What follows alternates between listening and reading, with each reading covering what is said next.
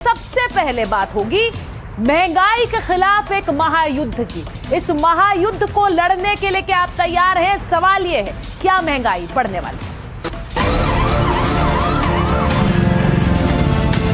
साथियों, हमें petrol diesel का उपयोग कम करना होगा। क्राइसिस आएंगे तो हम देश के साथ हैं। कोशिश करते हैं एक दूसरे से बात करके उसी रास्ते जा रहे हैं, तो हम एक दूसरे को ड्रॉप भी करते हैं। कम से कम गाड़ी चला रहे हैं, एक कोर्ट से दूसरी कोर्ट जाते हैं तो बस से जाते हैं। 100% सहमत हूँ मोदी जी के साथ, और हमें कम से कम इस्तेमाल करना चाहिए, जो ज़रूरी हो बस वहीं तक जाएं और इलेक्ट्रिक गाड़ी का यूज़ करें। हम लोग प्रयास करें कि कार पूलिंग करें। बिल्कुल, क्या अपने देश में नहीं सारे विश्व में क्राइसिस, हम क्या करें बताओ।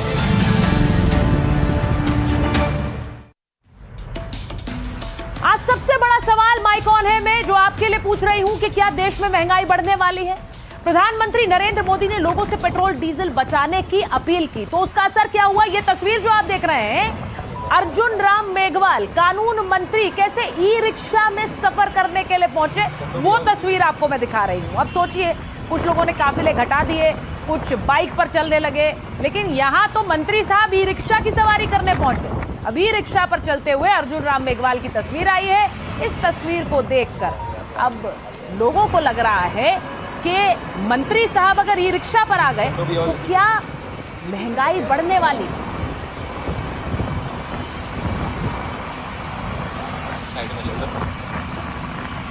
अब एक और तस्वीर आपको दिखाती हूं। सिर्फ अर्जुन राम मेघवाल नहीं है, ये देखिए, आप नितिन गडकरी जी को देख रहे हैं। अब सड़क निर्माण का निरीक्षण करने पहुंचे थे और वो कैसे बस में सफर करते हुए नजर आए। अब उन्होंने भी एक उदाहरण दिया। नितिन गडकरी वरिष्ठ मंत्री हैं मोदी सरकार में, और वो बस में सफर कर रहे थे। वो वैसे ही कहते रहते हैं कि सड़कें मैंने ऐसे बना दी हैं कि उन पर बस बाइक सब लेकर आप चल जाइए, रफ्तार से चलेगी। और अब वो आज खुद बस में सफर कर रहे हैं।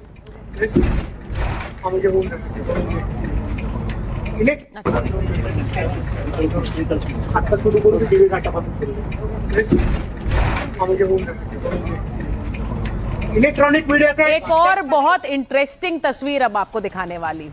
नितिन गडकरी ही नहीं, आपको दिखाती हूं, ये जो बाइक चला रहे हैं कौन है? ये महाराष्ट्र के मुख्यमंत्री देवेंद्र फडणवीस हैं। अब देवेंद्र फडणवीस बचत का संदेश बाइक चलाकर दे रहे थे। उन्होंने खुद बाइक थाम ली, महाराष्ट्र में मुंबई की सड़कों पर वो उतर गए। अब ये भी एक संदेश, और इस संदेश के पीछे क्या महंगाई बम है, आज उसी की बात करने वाली हूं। बाइक से विधान भवन आज फडणवीस बाइक चलाकर पहुंचे, हेलमेट पहना है, इसीलिए अगर तस्वीर उनकी नजर नहीं आ रही है तो बता दूं, महाराष्ट्र के सीएम हैं और खुद बाइक चला रहे।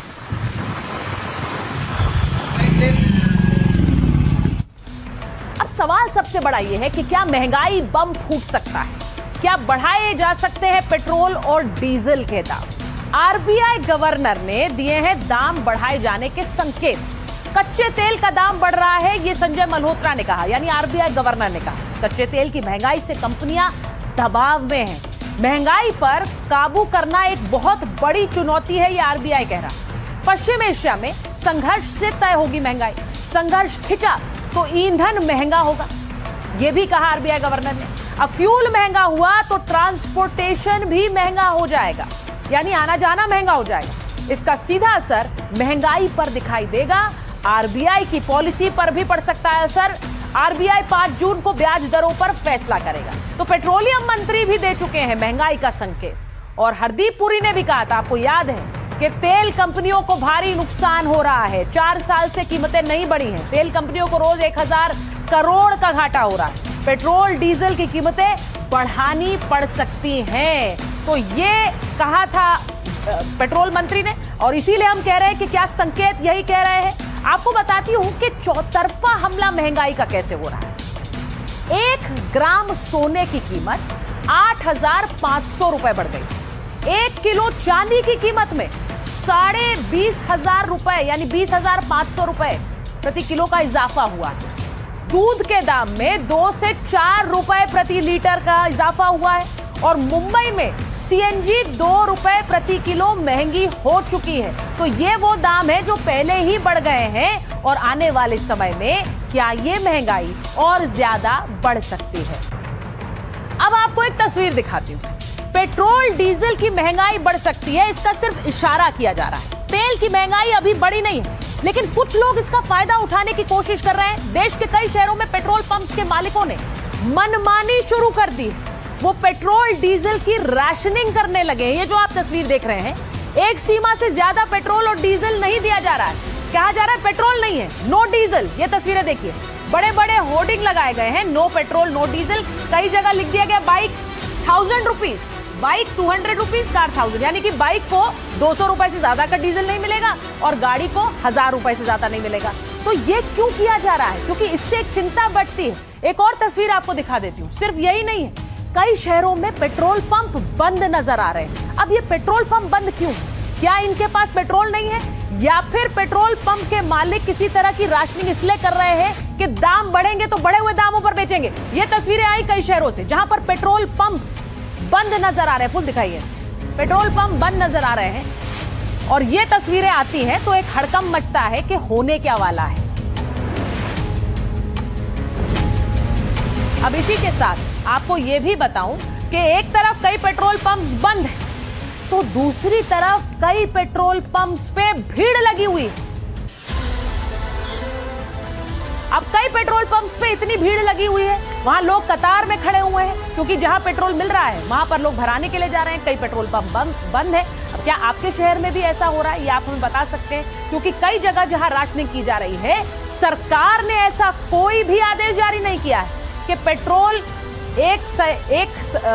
एक संयमित मात्रा में ही दिया जा सकता है, लेकिन ऐसा कर रहे हैं। अगर ऐसा कर रहे हैं तो क्यों कर रहे हैं? अब वहां पर जो लोग पहुंचे हैं उन्होंने ही इस बारे में बताया। हमने कुछ लोगों से बात की, जरा सुनिए। बहुत सारा टंकी बंद है, जैसे ये टंकी बंद है, बहुत सारा टंकी बंद है। जो छोटा छोटा टंकी खुला है उसमें बहुत भीड़ है। इतना बड़ा बड़ा टंकी है, उसमें एक बाइक के लिए 200 रुपये का तेल अगर नहीं मिल रहा है तो क्या है? ये तो बड़ा क्राइसिस है। हम टैंकी फुल करना था, लेकिन ये लोग दे ही नहीं रहे, बोले आगे से मिल नहीं रहा है। तो आज बोले कि फुल टैंक करिए, तो बोल रहे हैं कि नहीं, मैक्सिमम 1500 रुपए का दे सकते हैं। बहुत परेशानी हो रहा है, 1-1.5 घंटा लग जा रहा है थोड़ा सा तेल लेने के लिए। लगभग सभी पंप में लाइन लग रही है और लोग एकदम ये हो रहा है कि जिनके पास पेट्रोल है वो भी और चाह रहे लेना ताकि स्टॉक करें। कितना पेट्रोल दे रही है बाइक वालों को? 400 से नीचे। 400 से नीचे देने का है निर्देश। हाँ। और कार वालों के लिए फुल नहीं करना। अब आपको मैं ये भी बताऊं कि प्रधानमंत्री नरेंद्र मोदी लगातार गुहार लगा रहे हैं, लोगों से अपील कर रहे हैं कि कैसे ईंधन की बचत करें, पेट्रोल की बचत करें, और इसीलिए उन्होंने खुद का काफिला घटा दिया है। लेकिन उनके खुद के काफिले को घटने के साथ साथ एक चिंता भी बढ़ गई है कि क्या देश के प्रधानमंत्री को अपना काफिला घटाकर सिर्फ 2 गाड़ियों के साथ चलना चाहिए। आज जो तस्वीरें आई हैं जरा वो आपको दिखाती हूं और ये भी बताती हूं कि ये बदली हुई तस्वीरें कुछ सवाल भी खड़े करती हैं।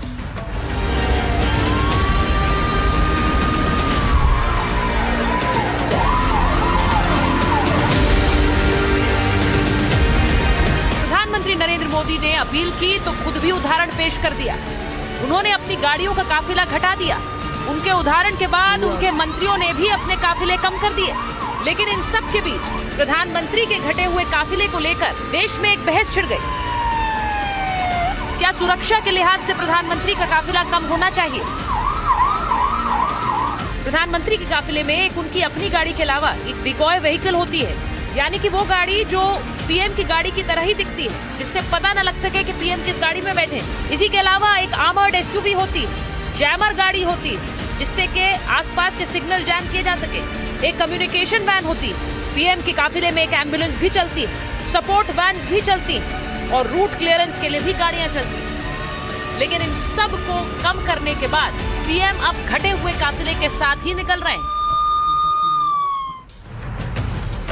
अब जब प्रधानमंत्री एक घटे हुए काफिले के साथ निकल रहे हैं तो बहुत से लोग ये चर्चा कर रहे हैं कि क्या प्रधानमंत्री की सुरक्षा के लिए ये एक चूक नहीं है।